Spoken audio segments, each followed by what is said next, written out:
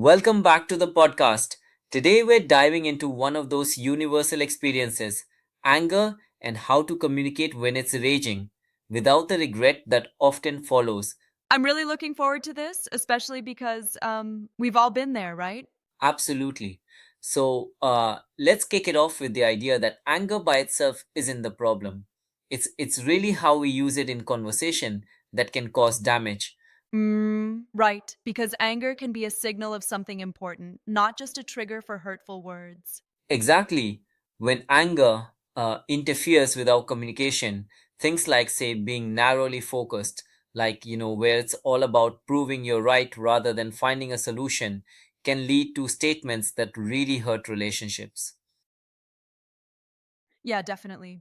And it's those sweeping generalizations like, you always do this, or I'm done with you, that really leave a mark. Absolutely. And here's where things get interesting. Instead of letting anger just tumble out as blame or criticism, we're encouraged to see it as a signal about our own needs being unmet. So it's like a alarm system telling you that something's off. Maybe a boundary has been crossed or an expectation wasn't met. Exactly.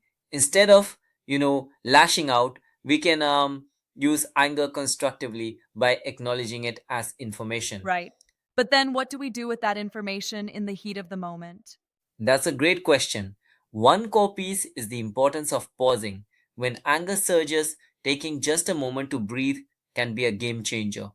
Yeah, I mean, even a single deep breath can help shift your mindset from reacting to responding. Hmm.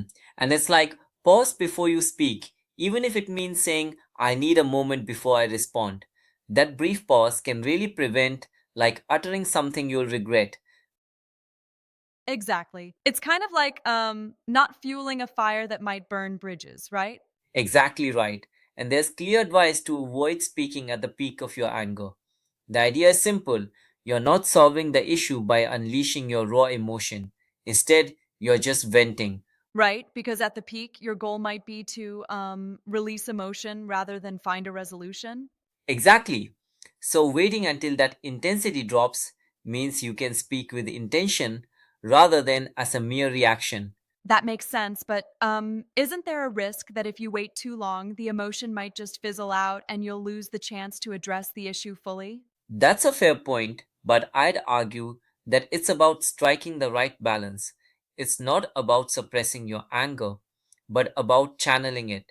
You simply take a break when needed to ensure clarity and effectiveness in Got what you it. say. So then, once you're not at that peak, you frame your thoughts in a way that expresses your feelings without shifting into blame. Precisely. For example, replacing generalizations like you never listen with I felt frustrated when I wasn't heard turns blame into a clear expression of personal feelings. And that certainly makes the conversation more productive, right? After all, it focuses on resolution rather than conflict. Exactly. And there's also a technique around controlling volume and pace. When you're angry, your volume tends to go up, but by intentionally lowering it, it's as if you force yourself to think before you speak. Yes, and that can really help in keeping the dialogue respectful. It reminds me of how strategizing your communication can be like playing chess. Each move matters, especially when emotions are high. Mm-hmm. So true. And another key point is to stay focused on the issue at hand, not on the person. When anger takes hold, it's all too easy to start attacking someone's character instead.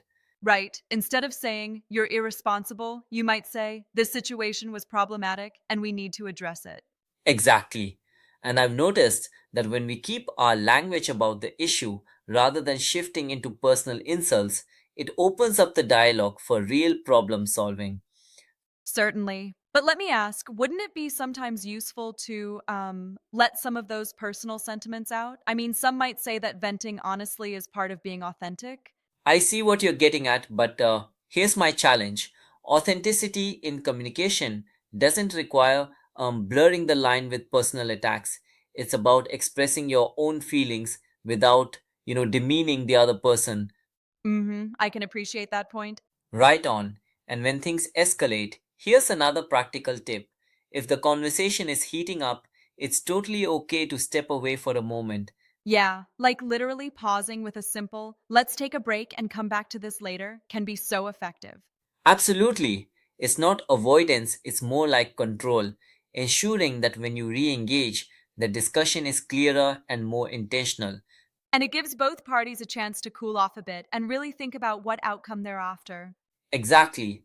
And that brings us to another important point, reflecting before you re engage, asking yourself, what outcome do I really want here, can transform your approach entirely. Right? It shifts from a battle of being right to working towards resolution. That reflective pause can really reframe the dialogue. But what about those moments when we feel that we've already lost control and that the emotion is just dominant? Well, that's when remembering that strong communication means you're channeling your anger, not letting it spill out uncontrollably, comes into play. It's like holding the volume down even when every muscle in you wants to yell. Absolutely, that's the mark of true emotional intelligence. Exactly. It's about being strong enough to decide not to let the emotions speak louder than your intention. And that, in my view, is a really powerful message. It shifts the narrative from reactive hurt to controlled, constructive expression. Precisely. To recap briefly, anger is a signal. Pausing before you speak is crucial, and replacing blame with clear, honest expression is the way forward. Yeah, I totally agree. And don't forget controlling your tone, staying focused on the problem rather than the person, and taking breaks when needed to reflect on desired outcomes. Right? And these strategies don't suppress anger, they are channel it in a productive way. It's like turning raw, uncontrolled energy into a focused force for better communication. Absolutely. So, to wrap it up, the key takeaway here is that you can feel angry and still convey your thoughts with power and respect, which ultimately builds stronger relationships. Exactly. And if you've ever said something in anger and wished you could take it all back, adopting these strategies might just be a turning point.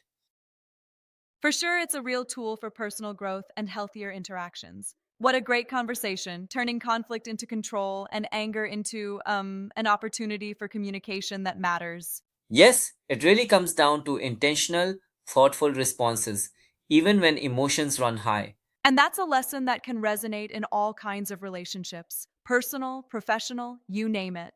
Absolutely. Thanks for walking through these insights with me today. Thanks to you as well. I hope anyone tuning in feels empowered to take a pause when needed and speak from a place of clarity, not just raw emotion. Exactly. We'll leave our listeners with that practical roadmap. Use anger as a signal, pause before reacting, focus on the issue, and above all, communicate with respect. Well said. Here's to handling anger with power and grace. That's right. Thanks for joining, everyone. See you next time when we explore more ways to keep our communication sharp, calm, and intentional.